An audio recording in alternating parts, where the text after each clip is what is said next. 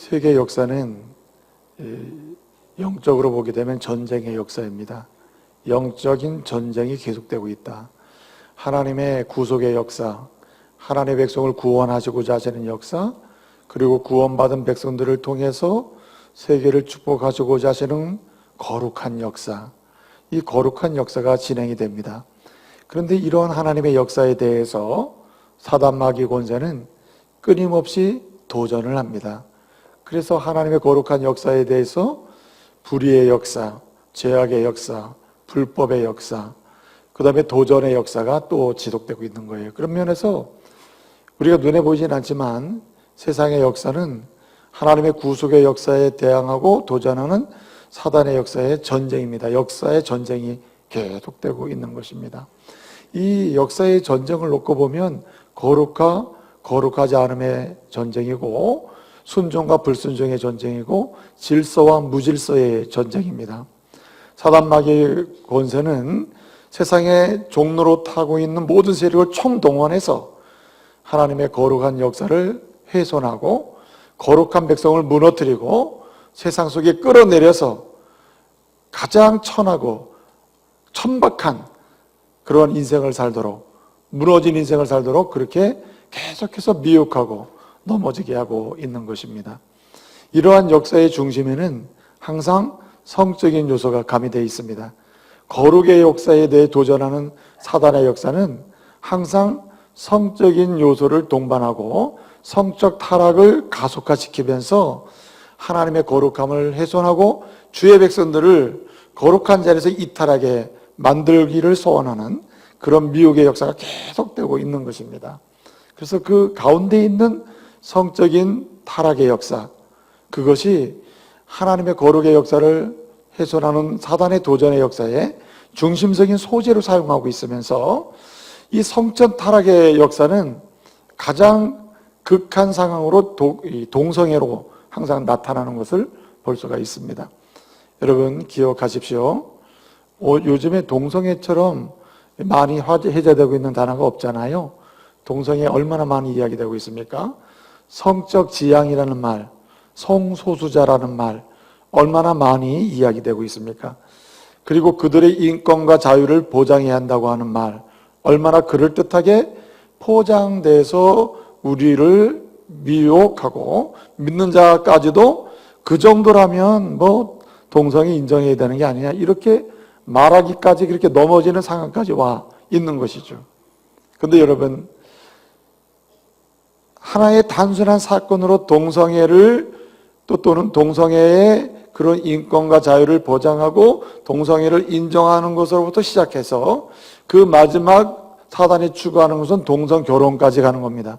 그래서 하나님의 거룩한 전통적 성경적 가정 질서를 깨뜨려서 무질서, 가정을 해체하고 인간이 세상을 바꾸고자 하는 욕정과 욕망이 가득 찬 자기 마음대로 하는 세상을 만들고 또 만들게 하려고 하는 것이죠. 그래서 여러분, 동성애의 끝은 동성결혼으로 가는 것이고, 성적 지향의 인권과 그 자유를 보장한다는 것은 결국 동성결혼까지 합법화하는 것을 목표로 해서 결국은 성경적 가치를 훼손하고 성경적 질서를 파괴하는 데까지 목적을 두고 있는 것입니다. 그렇기 때문에 믿음의 사람들은 정신을 바짝 차려야 하는 겁니다. 낭만적으로, 그리고 감성적으로, 그래, 인권을 인정해야지, 그들의 자유도 보장해 줘야지, 그게 뭐가 문제냐, 이렇게 순진하게 접근해서는 안 된다. 여기는 영적인 전쟁이고 사단의 도전이 있고 사단의 미혹이 있으며 하나님의 거룩한 역사를 훼손하고 거룩한 백성을 무너뜨리려고자 하는 사단의 계획이 있다는 것을 기억하시고 정신을 바짝 차리시고, 우리는 하나님이 싫어하시는 것, 하나님이 원치 아니하시는 것, 우리의 영혼과 우리의 전인격을 갉아먹고 무너지게 하는 이런 운동에 대해서 반대하고 싸워서 믿음의 승리를 거둬야 할 줄로 믿습니다. 사실 오늘은요 2단 경계주일입니다. 근데 제가 우리는 왜 반대하는가? 왜 차별금지법을 반대하는가? 왜 동성애를 반대하는가? 왜 군형법을 폐지하는 것을 반대하는가? 그 설교를 제가 할까요? 이단보다 더 중요한 문제가 지금은 바로 이 문제이기 때문에 이단 경계주의를 맞이해서 우리는 왜 반대하는가? 왜 동성애를 반대하는가? 왜 성적 지향을 반대하는가?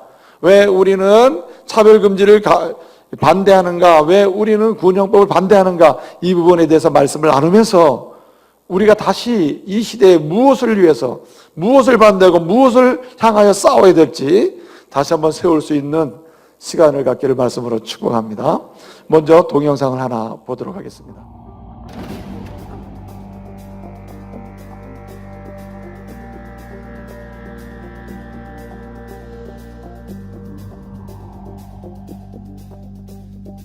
퀴어는 성소수자를 포괄하는 단어로 레즈비언, 게이, 트랜스젠더, 양성애자 등 일반적이지 않은 성적 취향을 가진 사람들을 말한다. 청소년들에게 시민들한테 나쁜 영향을 미칠까 걱정이 많이 됐습니다.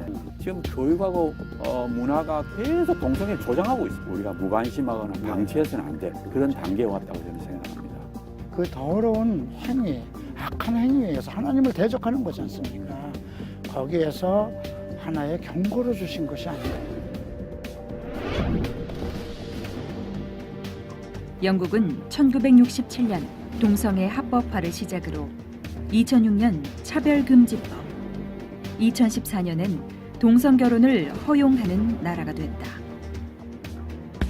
영국에서 차별금지법이 시행되면서 성경에 따른 동성애 반대 설교, 이단에 대한 비판, 복음 전파를 위한 전도 활동 등은 모두 법적 처벌의 대상이 됐다.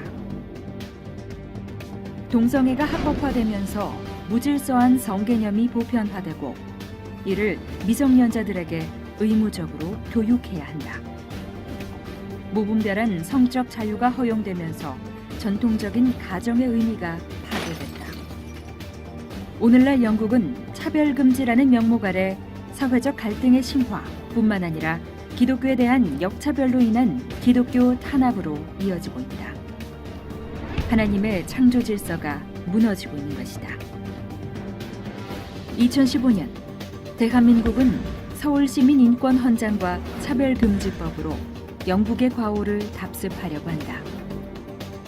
These laws sound kind, but actually they discriminate and stop you speaking Christian truth.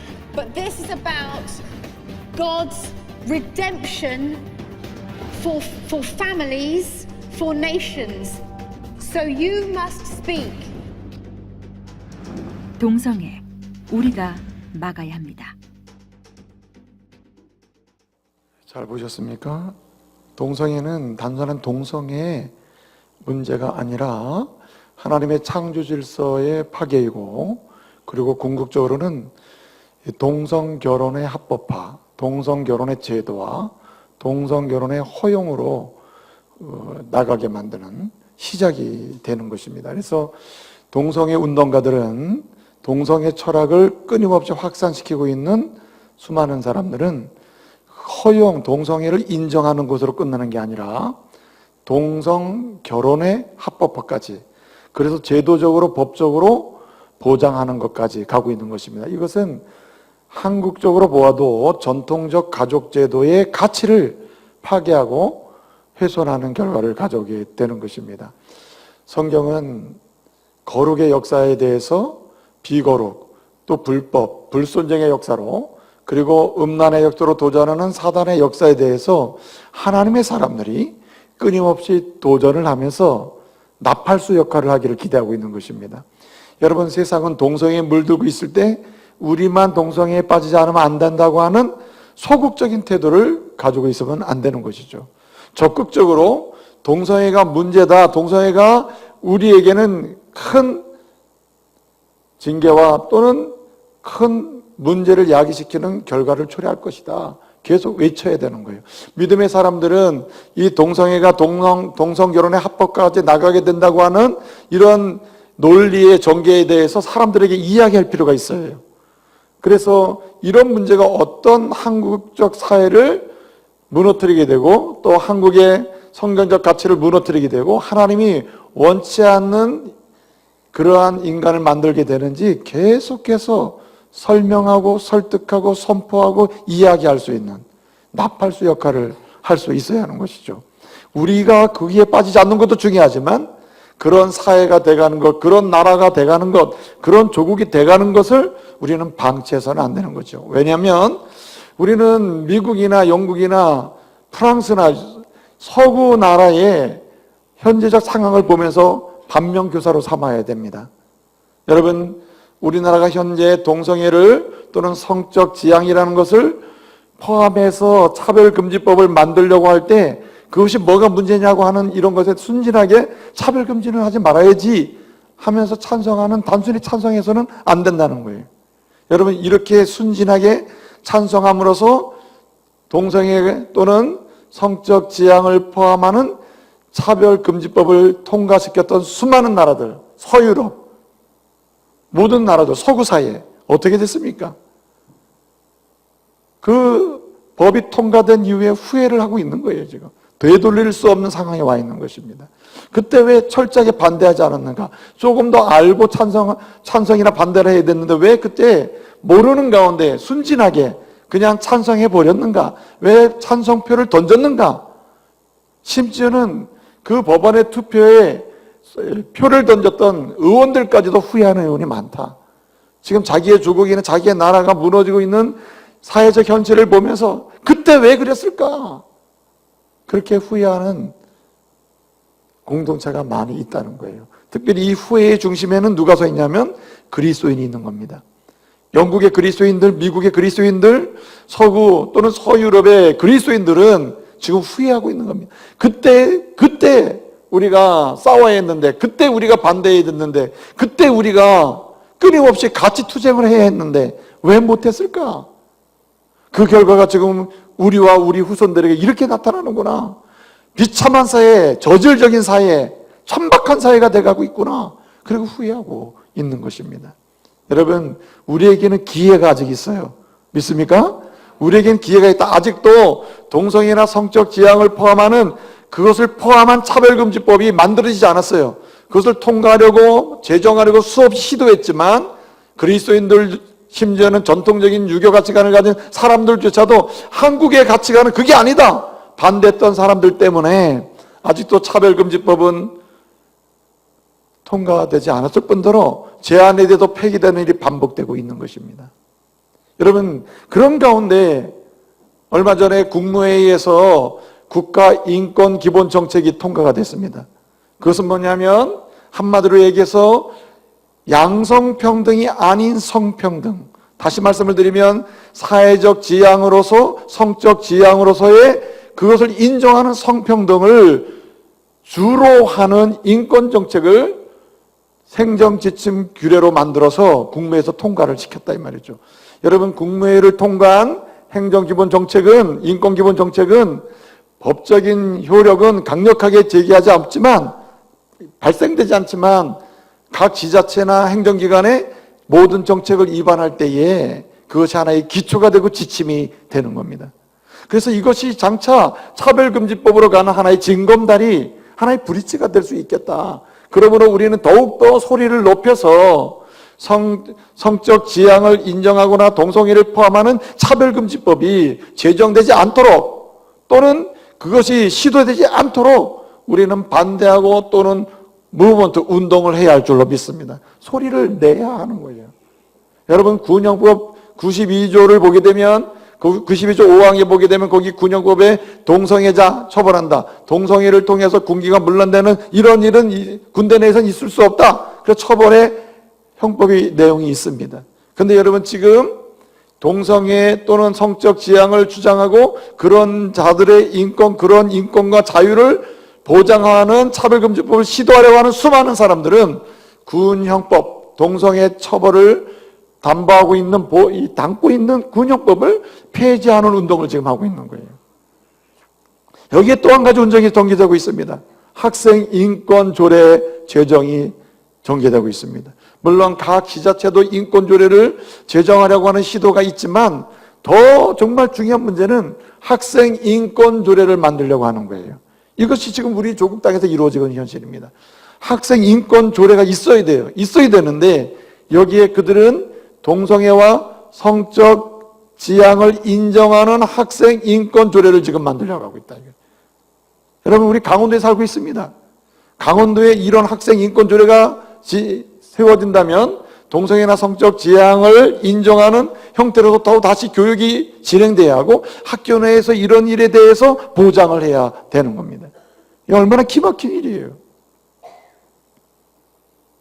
강원도에서 이런 학생 인권 조례가 제정되지 않도록, 강원도에서 이런 인권 조례가 만들어지지 않도록 이 대한민국 거룩한 조국 땅에서 차별금지법이 제정되지 않도록 여러분, 성적 지향이 인정돼서 사회적 성평등이 합법적으로 진행되지 않도록 우리는 나팔수 역할을 해야 할 줄로 믿습니다. 이것은 동성애로 시작해서 끝자락이 어디라고요? 동성결혼입니다. 동성결혼 합법화이고 창조질서의 해체까지 가는 거예요. 그렇기 때문에 믿음의 사람들은 입을 벌려서 외치고 또 소리를 질러야 하는 겁니다. 우리는 찬성할 수 없다. 대한민국 국민으로서, 대한민국에 사는 하나님의 백성으로서 우리는 그것을 인정할 수 없으며 찬성할 수 없으며 동의할 수 없다. 아름다운 나라, 아름다운 조국, 예의가 있고 그리고 질서가 있고 그리고 인격이 보장되고 그리고 전인격적인 교제가 실현될 수 있는 이 조국을 만들기 위해서 우리는 그것을 동의할 수 없으며 찬성할 수 없으며 우리는 반대한다고 소리를 낼 수 있는 그리스도인이 되어야 할 줄로 믿습니다. 여러분, 로마 제국 멸망사라고 하는 책이 있습니다. 로마 제국 세락사라고 하는 책으로도 번역이 됐는데, 어떻든 로마 제국 멸망사라고 하는 이 책을 쓴 사람이 기본이라고 하는 사람이에요. 이 사람은 그 책에서 로마 제국이 강력한 오랜 기간 동안 세계를 제패했던 나라가 어떻게 이렇게 역사 속에 사라져버릴 수가 있느냐. 그래서 그것을 연구를 한 거예요. 어떻게 로마 제국은 멸망하게 되었나. 방대한 분량의 여러 권으로 책을 썼습니다. 그 연구를 통해서 기본은 이런 얘기를 해요. 로마 제국이 그 강력하고 거대하고 그리고 법체계도 온전했던 그런 나라가 왜 어느 날 무너지는 줄도 모르고 무너지게 되었는가. 멸망하는 줄도 모르고 점점 멸망하게 되었냐 말이에요. 그 이유 중에 핵심적인 이유를 가정의 붕괴로 봅니다. 로마 제국의 가정들이 무너졌다. 가정이 깨졌다. 그 가정이 무너진 이유가 뭐냐? 성적 타락에 있다는 겁니다. 그 성적 타락의 하이라이트가 뭐냐? 동성애라는 거예요. 여러분, 로마 철학자 중에 세네카라고 하는 사람이 있었습니다. 이 세네카는 그 시대의 로마 시대의 사회 상황을 이야기하면서 이런 말로 요약을 해버렸어요. 이 시대의 여인들, 이 시대의 남성들, 이 시대의 사람들은 결혼하기 위하여 이혼하고 이혼하기 위하여 뭐한다? 결혼한다. 그런 말로 했어요. 여러분, 그 이혼하기 위하여 결혼하고 결혼하기 위하여 이혼한다. 이 시대의 사람들이, 이 말은 뭐냐면 그 시대의 성적 타락이 극에 달았다는 것을 보여주는 거예요. 여러분, 오늘 사도 바울은 로마 시내에 있는 로마 성도들을 향하여, 로마 교회를 향하여 편지를 씁니다. 그것을 가리켜서 우리는 로마서라고 부릅니다. 로마서 편지를 쓰면서 제1장에서 1장 26절 27절에서 이 사실을 보고하고 있습니다. 여러분들, 하나님을 떠난 사람, 하나님의 창조 질서를 무너뜨린 사람, 하나님과 무관하게 사는 사람, 불순종의 사람들, 불법의 사람들, 죄악의 사람들, 무질서의 사람들, 하나님을 떠나서 자기가 주인이 되어 살아가는 사람들, 한마디로 범죄하고 타락한 사람들이 나타나는 현상은 여러 가지 나타나는데 그 최고의 현상은 바로 그 중심에 성적 타락이 있고 그 성적 타락의 최극치가 바로 동성애로 나타난다. 동성애. 이런 것을 설명해 주면서 그 시대의 로마 시대에 바로 이러한 모습이 있었음을 설명해 줍니다. 그 성도들에게 여러분 지금 이 시대가 그런 모습이 되고 있지 않느냐. 이것은 타락의 극상을 보여주는 것이다. 하나님을 떠난 자의 저주받은 상황이 어떤지를 보여주는 것이다. 그러면서 26절에 이렇게 얘기하면 이 때문에 여자들은 자녀 낳는 것을 거절하고 순리대로 성생활을 하지 않고 이 여인들은 여인이 여인과 성관계를 맺는 이러한 아주 타락한 일이 벌어졌다. 이것을 뭐라고 설명했습니까? 순리대로 성생활을 하지 않고 영리대로 살아가는 여인들이 생겨났다. 한마디로 레즈비언이 있었다는 말입니다. 그 시대에 레즈비언들이 많이 일어나고 있었음을 설명하고 있는 거예요. 여러분, 로마 황제 중에 글라우디오 황제가 있었습니다. 그 글라우디오 황제의 부인이 아그리파나라는 여인이었는데 그 시대가 얼마나 성적으로 변태적인 성생활로 성적으로 타락했는지, 이 글라우디오 황제 부인이었던 이 아그리파나의 이 여자는 자기의 음욕, 오늘 본문의 말씀은 부끄러운 욕심이라고 했는데 그 욕심을 파대라고 그러면 헬라어로는 그 파대, 부끄러운 욕심, 파대, 그냥 끌어오르는 욕정을 참지 못해서 인간됨을 포기하는 거죠. 그래서 밤마다 국물 빠져나가서 스스로 매춘부 역할을 해서 자기의 몸을 팔면서 그 돈이 없어서 그러는 게 아니라 자기의 몸을, 자기의 그 성적인 욕망을 충족시켰다. 밤마다 나갔다 하는 기록이 있다는 거예요. 여러분, 기록에 보면 어떤 사람은 8명의 남편을 8번에 고쳐서 이혼과 결혼을 거듭하면서 그러한 남편을 둔 사람도 있었다. 그만큼 남자를 많이 거느렸던 여성도 있었다는 기록도 있습니다. 여러분, 그만큼 그 시대가 하나님을 떠난 시대, 하나님의 질서를 무너뜨리는 시대에 타락이 얼마나 극심하게 일어났는지, 그래서 설명하면서 성적 타락을 얘기했고 그 성적 타락의 극치로서 동성애를 얘기하고 있는 것입니다. 오늘 27절 말씀 보게 되면 이와 같이 남자들도 그러했다. 남자들도 어떻게 했습니까? 남자들도 여자와 함께 정상적인 성생활을 하지 아니하고 어떻게 했다 그랬습니까? 남자가 남자와 교합했다. 그러므로 게이의 이런 문화가 확산되고 있었다는 거예요. 이런 것에 주님은 어떻게 말씀합니까? 그들에게 상당히 보응하셨다. 하나님은 하나님을 떠나서 죄를 범하고 성적 타락에 빠지고 이렇게 점점 동성애로 극치로 극한 타락의 현상으로 나가는 것은 하나님의 보응이래. 하나님의 저주에 속한다는 겁니다, 이게. 그러면서 여러분, 바울은 얘기하는 겁니다. 그리스도인들은 나팔수가 되어야 한다. 이런 시대를 향하여 거룩한 시대가 되도록, 이런 무너진 가치의 시대에 거룩한 가치가 세워지도록, 하나님의 거룩한 가치가 사람들의 중심적 판단 기준이 되도록 나팔수 역할을 해야 한다는 거예요. 여러분, 말하지 않고 침묵하고 묵과하고 지나가면 이것은 동의하는 것 같습니다. 말하지 않고 언급하지 않고 묵과하고 지나가면 이것은 찬성하는 것과 같아요. 여러분, 찬성표를 던져야 찬성하는 게 아닙니다. 내가 찬성한다고 말만 해야 찬성하는 게 아니에요. 침묵하는 것도 찬성이에요. 그러므로 믿음의 사람들은 침묵해서도 안 되고 묵과해서도 안 돼요. 우리는 어떻게 해야 되는가? 이러한 동성애나 성적 지향에 대해서 동성결혼을 향하여, 합법화를 향하여 끊임없이 논리와 음흉한 계교를 꾸며서 나가고 전개해 나가는 이런 세력에 대해서 우리는 강력하게 싸우고 도전하고 그리고 외쳐야 할 줄로 믿습니다. 저는 지난주에 국회를 갔다 왔어요. 난생 처음 국회를 갔어요. 처음으로 국회를 가봤어요. 간 이유는 딱 하나입니다. 국가인권기본정책에서 지금 이런 성평등, 한마디로 양성평등, 이전에 한국 사회에서는 성평등 하면은 바로 그것이고 양성평등이었거든요. 성평등 하면은 남자와 여자가 동등하게 대우를 받고 각각 그의 생물학적인 가치를 인정받으며 그들이 전인격적으로 그 대우를 받을 수 있도록 보장하는 이것이 곧 성평등이었는데, 지금은 양성평등이 성평등이 아니고 성평등은 사회적 성평등으로 갔다는 거죠. 그래서 지금 국가인권기본정책에 양성평등이 아니라 성평등으로, 그리고 사회적 성평등, 성적 지향으로서 이런 것을 인정되고 있는 이런 단어를 쓰고 있는 이런 것들에 대해서 나쁜 인권정책이다. 그런 것을 이야기하고, 그리고 이런 부분을 해소할 수 있도록, 수정할 수 있도록, 독소조항을 빼도록 그렇게 이야기하고 토론하고 또 운동하고 그렇게 해서 갔던 것이죠.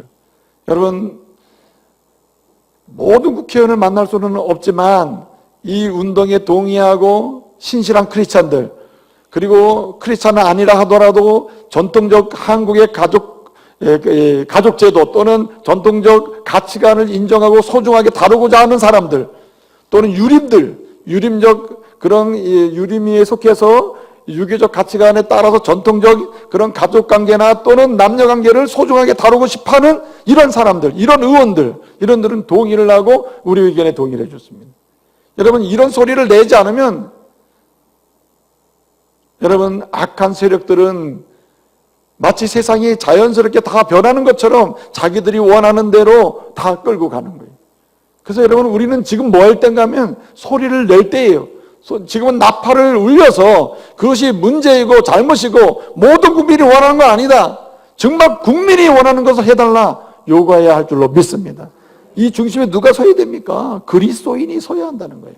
예수의 사람들이 서야 된다. 그것이 성경적 가치이기 때문에 그렇죠.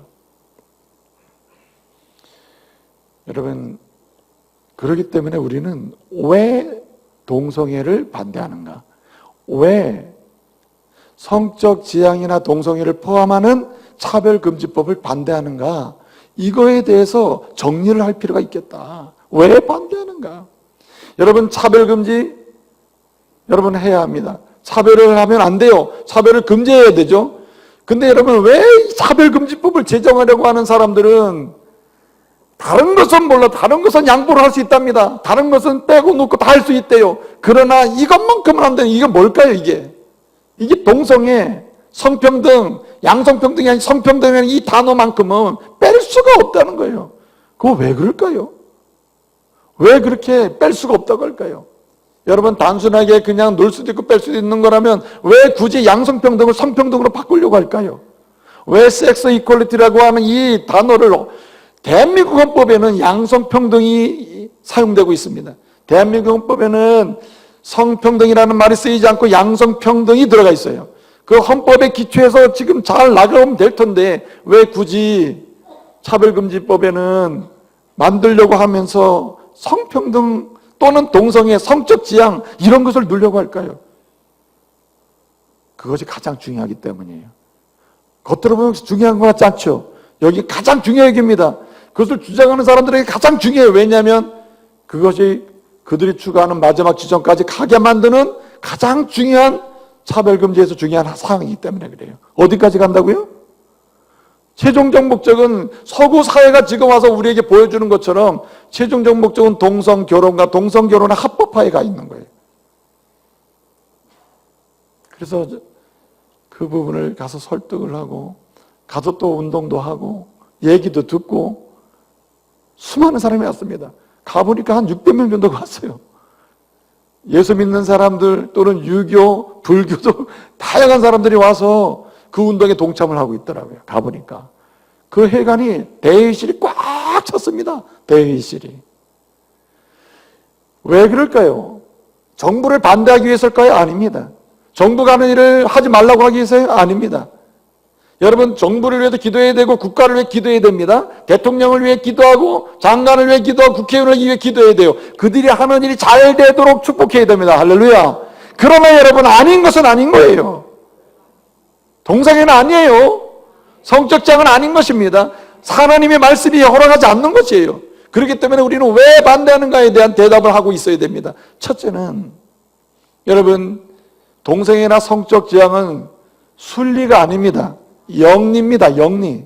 그렇기 때문에 우리는 반대하는 거예요. 오늘 말씀해 보게 되면 여인들이나 남자들이나 이건 영리라 그랬어요.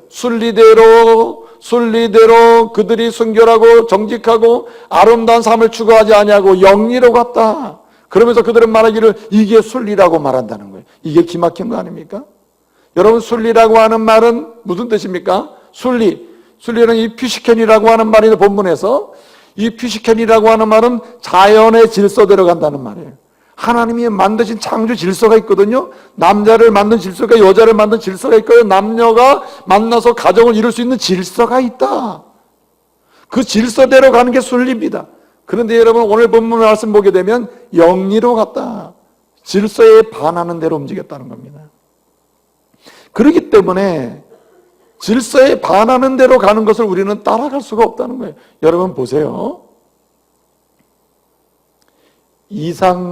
이상이 있는 사회는요, 비정상적인 사회는 비정상적인 요소가 많을수록 항상 문제가 야기됩니다.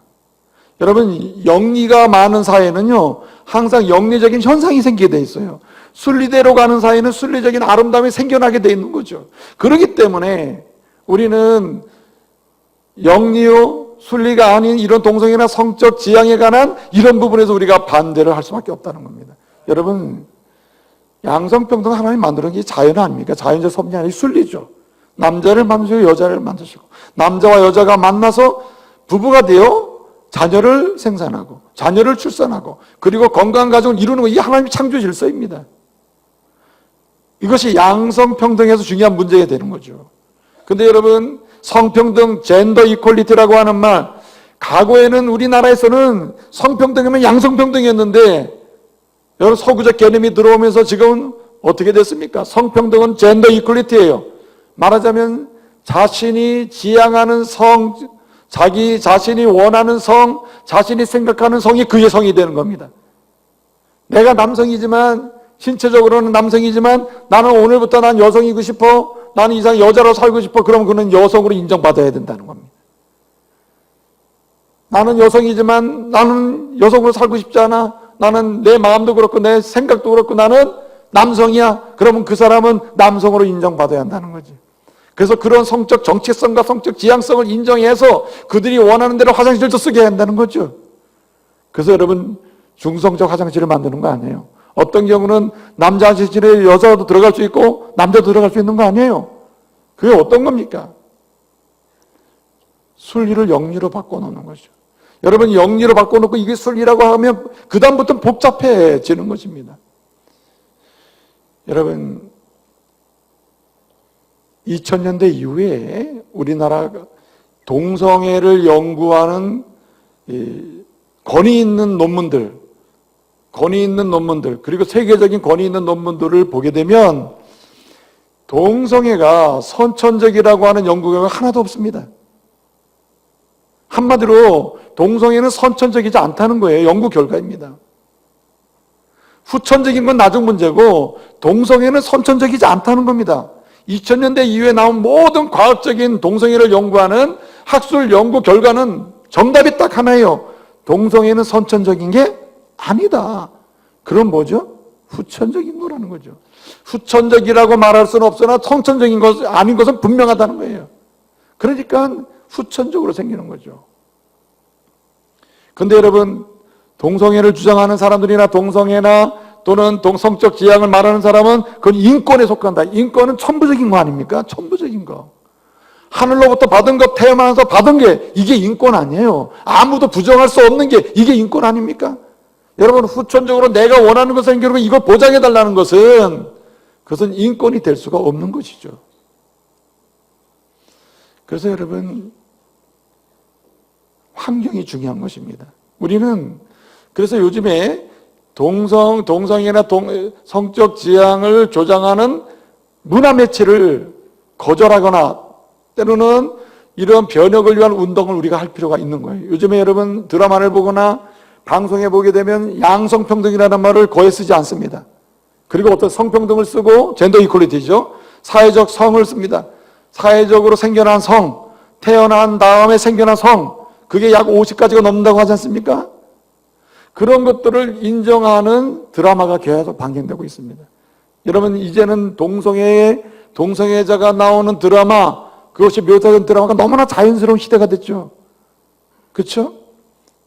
여러분, 지금 우리나라에 18세부터 19세 사이에 이 동성애자가 많이 증가가 됐답니다. 근데 18세, 19세면 청소년들 아니에요. 청소년들에게 있어서 이 동성애가 증가가 됐는데 그들 중에서 특별히 청소년들 사이에서 또 여러분 에이즈가 많이 가면 에이즈가. 그런데 여러분 보세요. 이 에이즈에 감염된 청소년들을 조사해 보니까 92.8%가 어떤 걸 즐기고 있어요? 동성애자라, 동성애자. 그럼 그들이 동성애자가 된 경로가 어떻게 된 거냐? 여러분, 사이트에 들어가는 자유가 있으니까 홈페이지나 사이트 들어가서 찾아보고 또 거기서 파트너를 만나고 이런 식으로 해서 동성애가 확산되고 있는. 동성애자 중에 98.8%의 사람들이, 92.8%의 사람들이 바로 에이즈에 걸린 사람들의 그 프로테지가 동성애에 빠져 있다는 거예요. 그러니까 동성애 때문에 감염률이 높아졌다, 이렇게 볼 수가 있는 것이죠. 여러분, 순리를 영리로 바꾸는 데는 항상 질병이 있습니다. 순리를 영리로 바꾸는 데는 항상 죄악이 있습니다. 여러분, 순리를 영리로 바꿔놓은 데는 항상 악함이 드러나게 돼요. 누군가는 죽게 되고, 누군가는 병들게 되고, 누군가는 무너지게 돼 있는 것이에요. 그렇기 때문에 우리는 동성애나 성적, 사회적 성으로서의 젠더 이퀄리티에 대해서 법적으로 인정하는 것에 대해서 우리는 반대하고, 또는 오히려 그들을 설득하고 그들을 안내해서 순리대로 돌아오도록 하는 일에 앞장서야 할 줄로 믿습니다. 또 한 가지는 오늘 여기 말씀을 오게 되면요, 굉장히 중요한 사실을 보여줍니다. 여러분, 오늘 사도 바울이 로마 교회를 향해 편지를 씁니다. 로마 교회. 교회가 병들 수 있는 것 중에 하나가 범죄하는 것인데, 교회가 성적으로 타락하면 급속도로 교회가 병이 들어요. 여러분, 성도 한 사람 한 사람이 성적으로 방종하게 되면 어느 순간에 교회가 다 물들어 버립니다. 교회가 병들게 되는 거예요. 근데 여러분, 오늘 사도 바울은 로마 교회를 향하여 주의하고 경계하며 심지어 뭐라 그랬습니까? 나팔수 역할을 하기로 원하는 거예요. 무슨 말입니까? 건강한 교회, 건강한 나라, 건강한 공동체, 건강한 그룹 집단을 세우기 위해서는 바로 이것을 경계해야 한단 말입니다. 여러분, 왜 동성애를, 성적 지향을 반대하는가? 성적 지향과 동성애가 포함된 차별금지법을 반대하는가? 이유가 있다. 그것이 무엇입니까? 바로 건강한 공동체를 무너뜨리기 때문이다. 여러분, 질문할게요. 동성애 부부를 통해서 지금까지 아기가 났다는 소식을 들어본 적 있습니까? 여러분, 동성애 부부가 아무리 사랑을 많이 해도, 사랑이라는 자기들의 이유를 가지고 사랑을 한다 하더라도 한 생명도 만들어낼 수가 없어요. 한 생명 나올. 여러분, 동성애자들이 확정되면 당연히 인구 감소는 올 것이고 인구 절벽이 더 가속화될 겁니다. 건강한 사회를 만들 수가 없어요. 건강한 집단을 만들 수가 없습니다. 여러분, 며칠 전에 국가인권위원회, 우리나라 국가인권위원회가 있습니다. 국가인권위원회가 있는데 그 위원장 후보 청문회를 했어요, 국회에서. 그분의 후보자 이름이 최영애라는 분입니다. 여성입니다. 그분이 이전에 국가인권위원회 사무총장을 한 경험이 있습니다. 국가인권회 사무총장 할 당시에 이분이 사무총장으로 재임할 당시에 청소년 유해물 심사 기준에서 동성애가 빠졌습니다. 동성애를 빼냈어요. 동성애는 국가인권위원회가 보았을 때 청소년 유해 매체를 심의하는 기준이 될 수가 없다. 그것을 기준을 넣어가지고 청소년들이 그것도 접근하지 못하게 한다든가 그러면 그것은 청소년들의 인권, 성적 지향, 동성애 그런 자유를 차별하게 되는 것이다. 이렇게 얘기한 거예요. 그래서 그 당시에 동성애를 청소년 유해물 심의 기준에서 동성애를 빼버렸습니다. 한 국회의원이 질의를 하는 거예요. 뭐라고 질의하냐면 후보께서는 후보가 사무총장으로 있을 당시, 인권위 사무총장으로 있을 당시 청소년 유해물 심의 기준에서 동성애를 빼버려서 그 이후에 지금까지 보면 동성애가 갑자기 청소년 동성애자들이 갑자기 증가했는데 이것에 대해서 어떻게 생각하느냐. 동성애에 대한 인권과 자유를 보장하기 위해서 심의 기준에서 뺀 거하고 증가한 거하고는 같이 연결시켜서 안 된다. 이런 식으로 대답을 하시더라고요. 증가한 건 맞잖아요. 여러분 또 이렇게 얘기합니다. 연세대 김명준 교수님이 연구한 결과인데 청소년들이 18세에서 19세에서 이게 감염률이 증가했는데 증가한 것을 보니까 동성애자에서 많이 증가했단 말이에요. 동성애를 즐기는 청소년들 사이에서 이 감염률이 많이 증가했다. 이거 어떻게 생각하느냐? 질병에 감염되는 것과 동성애 인권을 보장하는 것은 같이 비교해서 설명하면 안 된다. 이렇게 대접을 하더라고요. 여러분, 국가가 무엇을 우선해야 됩니까? 국가는 국가의 건강성을 우선해야 되는 거예요. 병 들어가면서 인권을 보장하면 그게 인권입니까? 아니잖아요. 병들게 하면서 인권을 보장한다면 그것은 진정한 인권이 아니죠. 진정한 인권은 건강성을 확보합니다. 잘 살게 하는 거예요. 건강하게 살게 하는 거. 건강하게 인격적으로 살게 하는 게 그게 여러분 인권의 핵심에 속하는 게 아니야 이 말이죠.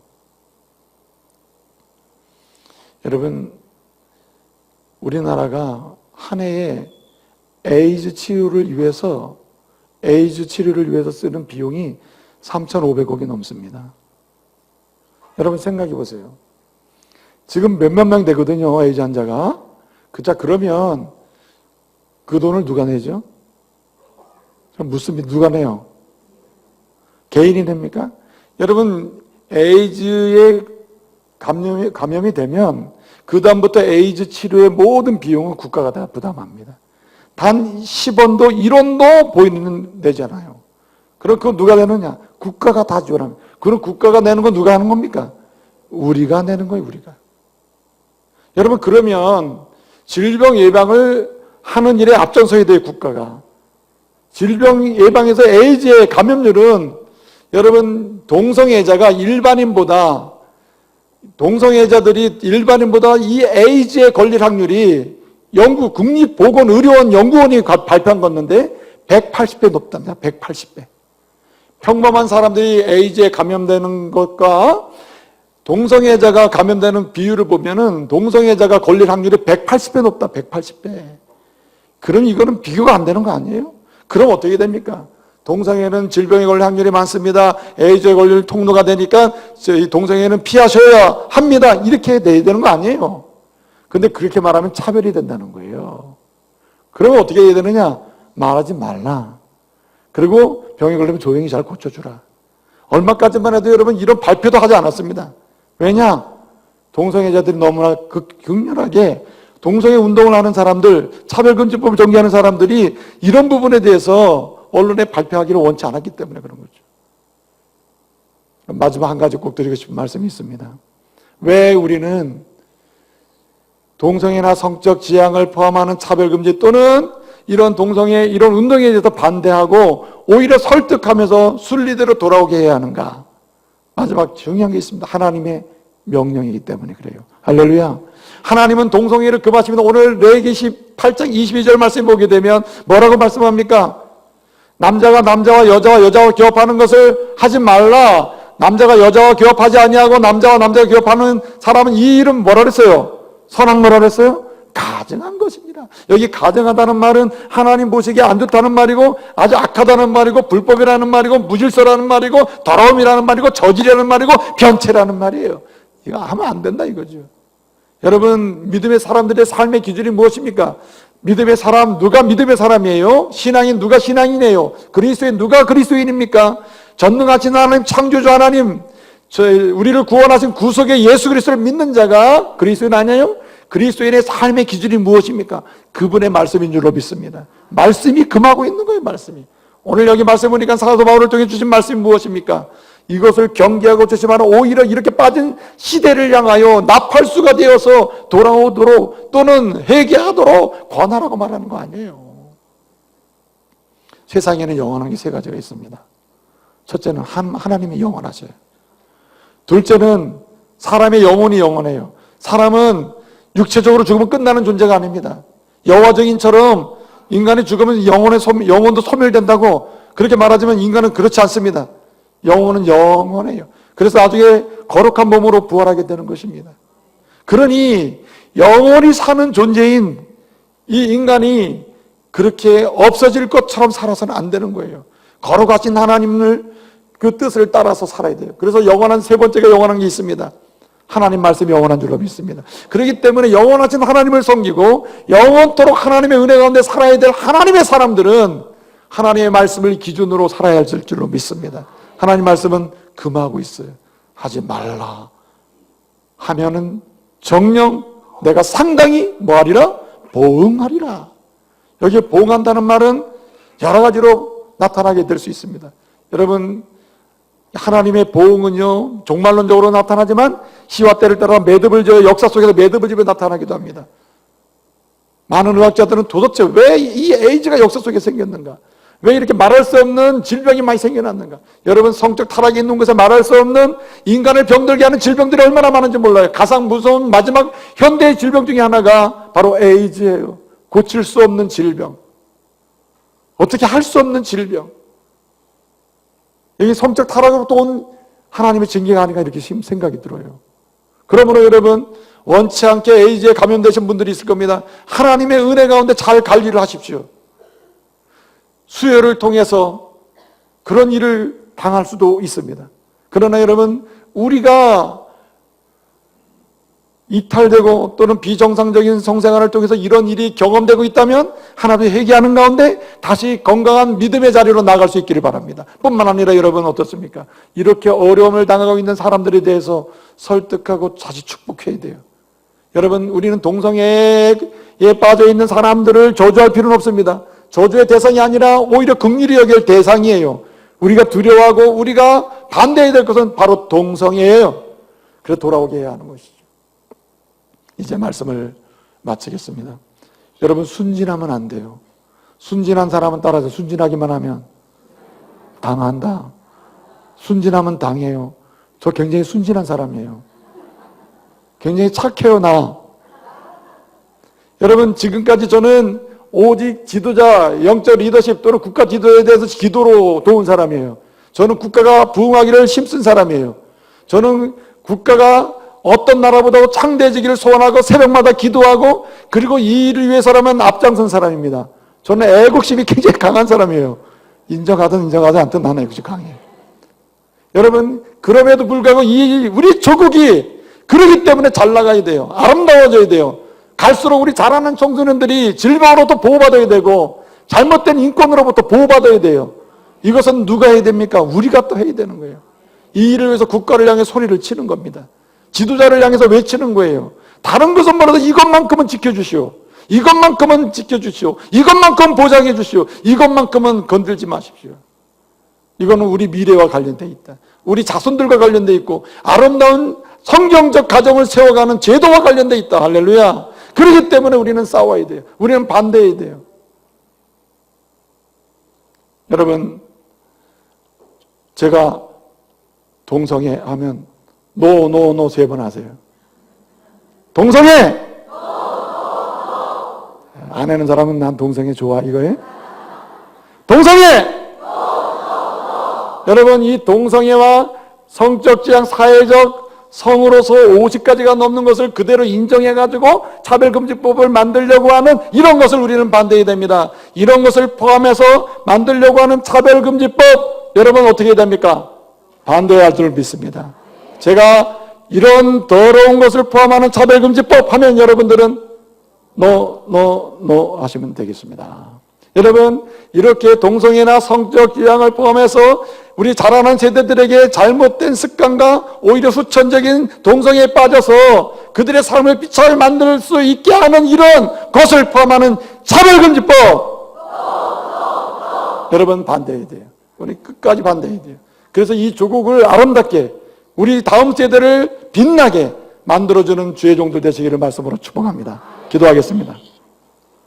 은혜로우신 아버지 하나님, 이 시대가 너무 어려운 시대가 됐습니다. 주님, 우리 대통령을 지켜주시고 장관들을 지켜주시고 국회의원들을 지켜주시고 도지사들을 지켜주시고 광역시 단체장들을 지켜주시옵소서. 각 시도의회를 지켜주시옵소서. 그리하여 이 조국을 사랑하게 해주옵소서. 다른 것은 몰라도 아버지 하나님이 원합니다. 동성애와 성적 지향을 포함하는 차별금지법을 제정하는 일을 막아주시옵소서.